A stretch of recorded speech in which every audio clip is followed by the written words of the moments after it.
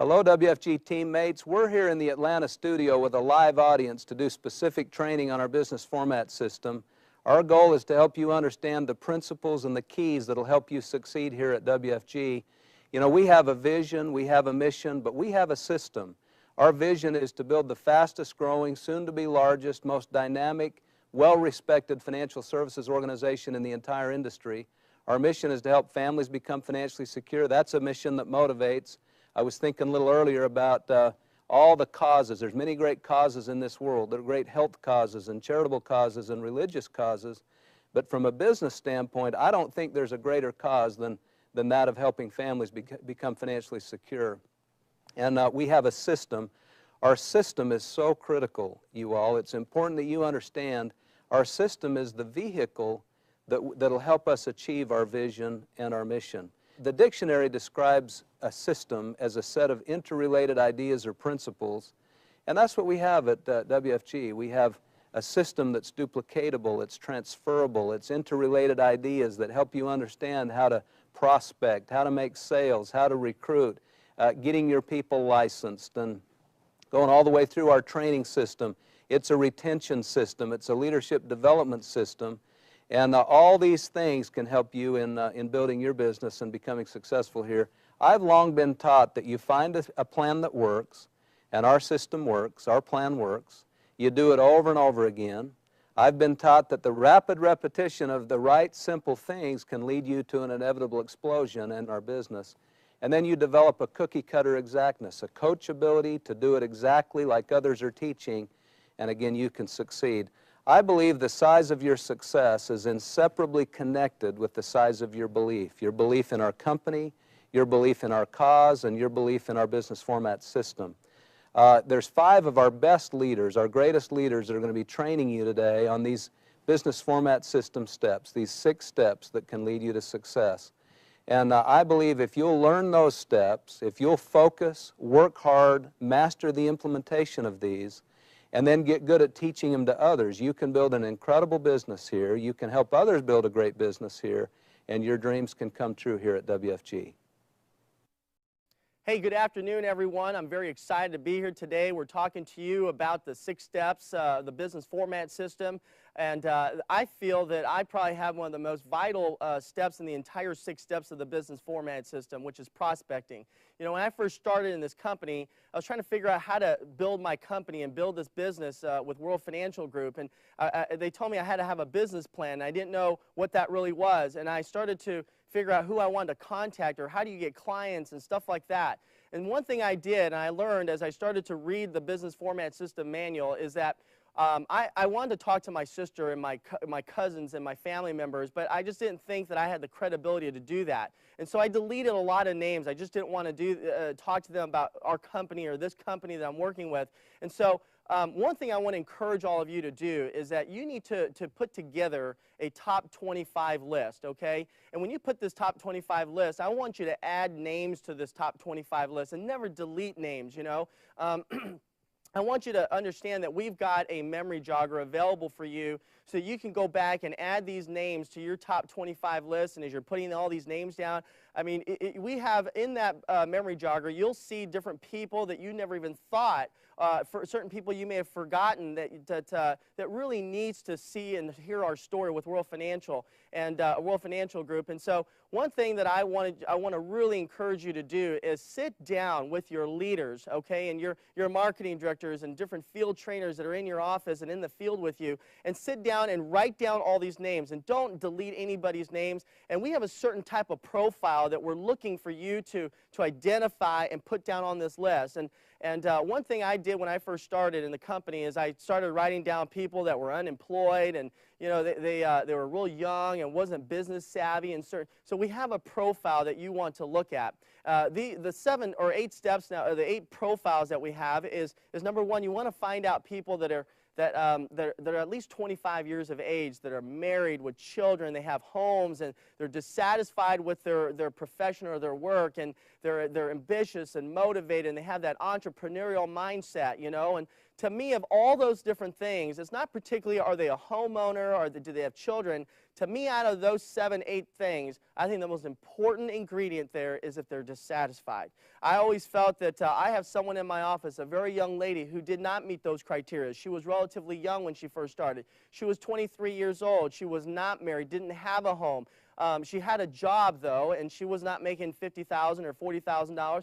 She was probably making about $24,000 a year, but she was ambitious. And when we first sat down with her, it was interesting to find out how mature she was and for her age and how motivated and dissatisfied that encouraged her to really pursue something that she really wanted to do. And so I want you to put down those things in your top 25, and in your top 25 you'll see little circles there that you could circle as numbers 1 through 8, and you just circle those so you can share with your trainer exactly the kind of person that we're going to be talking to. And there's 3 different markets, you guys, that you can start to penetrate or to work with. Number 1, the first market that you want to work with is your natural market. Okay, your natural market are your family and your friends and people that you know that you have some sort of day-to-day activities. And one thing that I want you to understand is that when I first started, I was talking to you earlier about my sister. My sister, she's a very strong critic, and she's kind of a black and white type of girl. And when I first sat down and I wanted to talk to her about this, I mean, she kind of gave me the cold shoulder, and she wasn't very interested in this thing. And it was interesting as I started to tell her more about what we were doing in our story. It was interesting as she sat down and I just wouldn't give up on her. She really realized that there was a need for financial guidance. And so she started asking me a few more questions, and of course I didn't have all the answers at the time. And I asked her, I said to my sister, I said, Stella, I really need your help, need your support. I mean, I just kind of told you about our company, but I don't really know the dynamics of it. And I'd like to have you sit down with my trainer, and he can give you more information about our company. And so I put her name down. And my best friend, one of my best friends, his name was Ruben.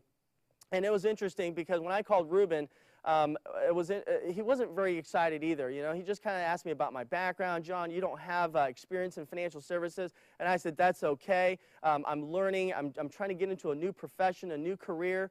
And so I told him the same thing. I said, Ruben, I really need your help. If you can help me out, I'd like to put you in front of my trainer and my leader, and he can give you more information about our company. And there were certain people, as I had my first 2 experiences with my sister and my best friend, I started to, again, as I went back earlier and said not to delete names, I started to delete names, and I didn't want to call my warm market and people I knew, my family and friends, I didn't want to call them. And so what happened was they did not know that I was in the financial service business. And what ended up happening is that I had a family friend that we're very close to. They're kind of like, I would say, godparents, if you would. And they actually want to go and refinance a house. And they want to buy some insurance and do some financial planning stuff. And so they actually, it was interesting because they didn't do the business with me. They actually went to another company, and they actually did their own financial plan with another financial service company. They actually did their mortgage with another financial service company. And really, I lost that business. And so when I turned to them and I said, why is it that you didn't do business with me? And it was interesting to find out that they were saying to me that they did not know I was in financial services. And so I lost that business because, again, I was embarrassed to talk to people. I was ashamed maybe of getting some neglect or a rejection or whatever it might be. And so I neglected to let them know I'm in business in financial services. Let me ask you something. Remember when you first graduated from high school or you graduated from college? What did you do? You had these little cards that you sent out to everybody letting them know that you just graduated, you just got this new job, that you just, you're going into a new profession, and you had these announcements that went out to inform people in your warm market, your family and friends, that you were basically going into that career, you're going into this business. Well, that's no different than what we do here, is to let people know that you're here in this business and that you're learning and you're training and you're really trying to build something. And so I really want you to understand that there is a lack of financial education out there, financial literacy, and it's your responsibility that the people around you that are close to you that need this information, financial guidance and whatever it might be. Now, you may not have all the answers at first, and that's why we really want to encourage you to sit with your trainer and have your trainer go out with you and sit in front of your natural market and help you build your business that way. What was one of my other best friends, his name was Charles. Charles and I had not spoken in a while, And so I called him up just to do some lunch, and I wanted to let him know I was just starting in a new profession. And so I met with him, and we went out to lunch. I got to his house. We started talking. I said he was living in this very, very beautiful home. And I said, hey, I said, this is a pretty good house for the kind of profession you're in. And he says, well, actually, this isn't my house. I'm actually house sitting. And I said, well, that's interesting that you're house sitting, you know, and you got this beautiful home and all that. I mean, you ever thought about going into some other business? And we just started talking a little bit. And what was interesting is that afternoon, the person that he was house sitting for, the lady came into the house that afternoon. Obviously, it's her home, and so she came in. And so I did not know her. She was a total stranger to me. And so I want to talk to you about getting into another market. We call that the friendship market. Okay, and when she first walked in, I introduced myself, and I said, hi, I'm John Shinn, and you know, Charles introduced me, said this is a friend, et cetera, and we started to develop a rapport, if you would. And so what we did is we put together for you in the business format system, if you actually look at it, there's something called FORM. It's F-O-R-M. And so how did I stir up a conversation with this lady as I started to understand what F was and what O was, what R was, what M was, and you know, we did, I don't like literally go F-O-R-M, but I just kind of started talking to her about, you know, her family. I said, wow, this is a beautiful home. And I said, I'm excited that Charles is here and house sitting for you. And we just started talking, you know. And the first thing I asked her was the O. And O really stands for occupation. And I asked her, hey, so I said, what do you do? And she said she was in fashion design. And I started asking her about fashion design. And we started developing a relationship and talking about her occupation. And I want to go over a series of questions that I use in the field to really develop relationships and turning strangers into friendships. First question I asked her is, I said, so what do you do, which is her occupation, and she says, I'm in fashion design. The next question I asked her was, I said, hey, I said, how long have you been doing that? And she says, oh, I've been doing it for about 20 years. And I said, wow, that's a long time. I said, like, well, how do you like what you do? And she said, well, it's okay, you know, it pays the bills. I got a pretty hefty mortgage, as you can see, but, you know, I mean, what could I do now? And all of a sudden, I started to sense a little bit of dissatisfaction there, you know, which is one of the 7 profiles that we talked about earlier. And so I said, so how do you like what you, I mean, you don't seem very excited about what you're doing. And she said, no, not really, you know, I mean, at this, I'm too old now. And I said, well, how old are you? And she said she was in her 40s. I said, that's not old. I said, you know, that's still young. I mean, you've got a great future ahead of you. And I said, well, what exactly is it that you don't like about your profession?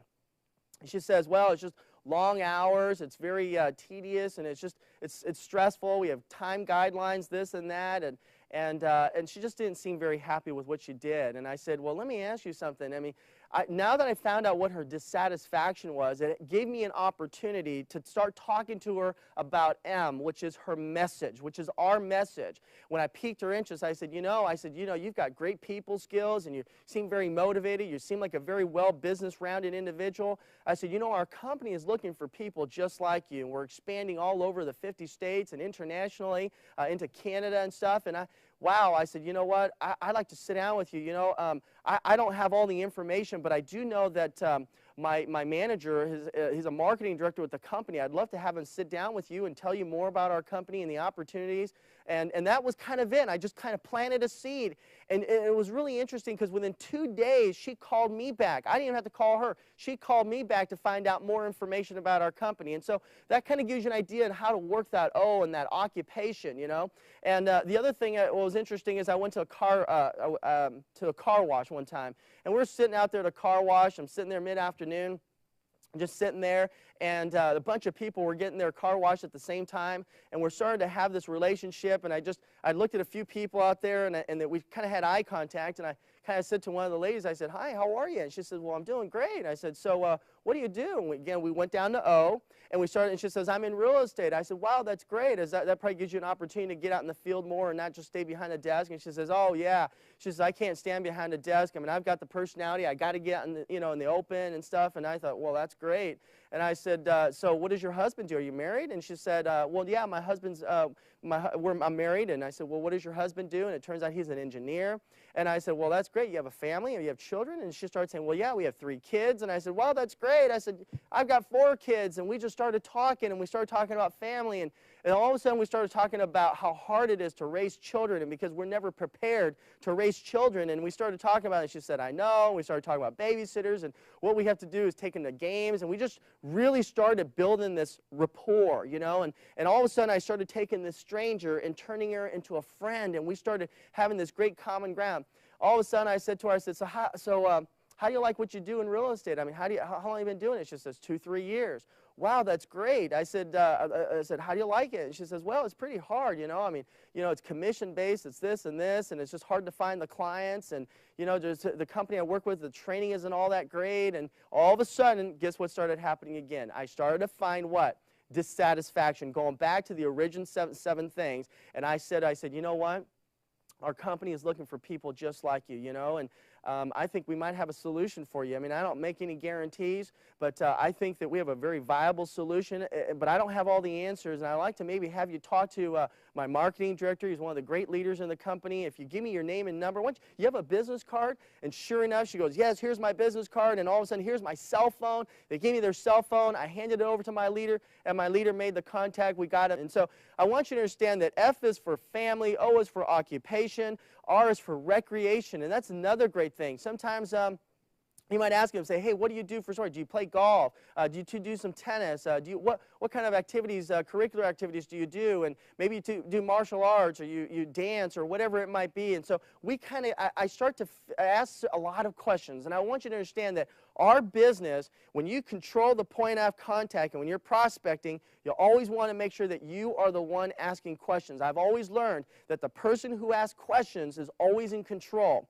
And I'll give you a good example of that, is that when my wife and I, we learned this very quickly. I used to come home and my wife would say, where you been all night? And I said, well, see, if I start to answer my question to my wife, and I said, well, I was out with the guys tonight, and then she goes, well, where'd you guys go?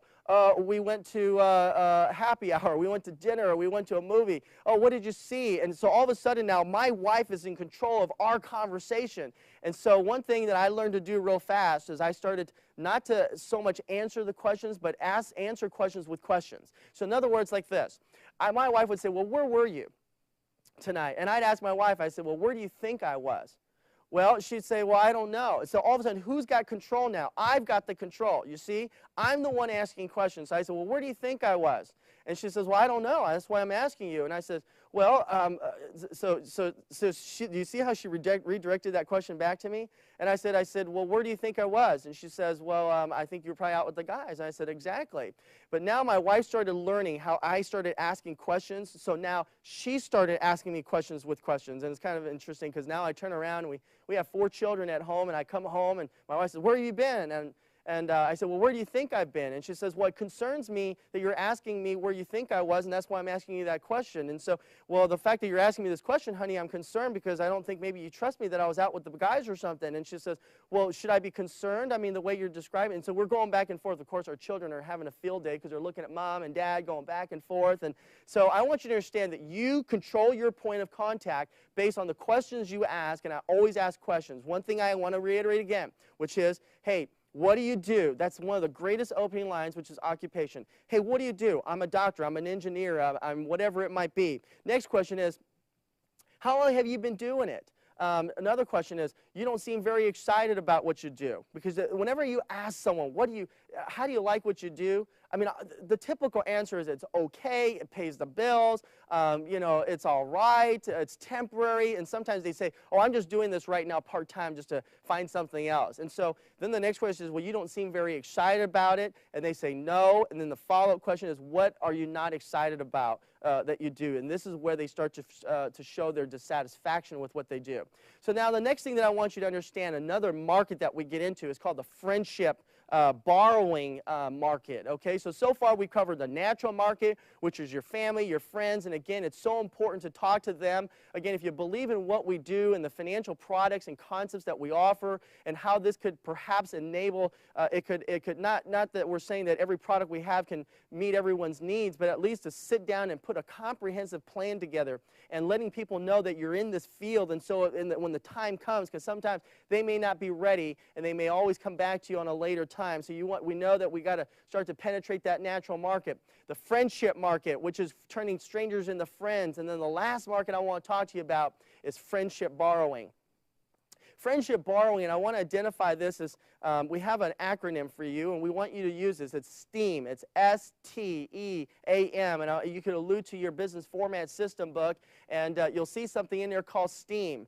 And one thing that I do, sometimes when I was talking to a couple of my friends, I was talking to another good friend of mine. His name is Michael, and as I sat to talk to Michael, now Michael is kind of one of those guys that just doesn't believe he can't do anything. I mean, he just low self-esteem, just is not very motivated, and just kind of feels like the world's coming to an end. I mean, it's just, but he's a friend, you know, and I love the guy for who he is, but just doesn't have a lot of desire and just motivation. And so when I first talked to him about the business, he didn't show much interest, which is okay because he did become a client.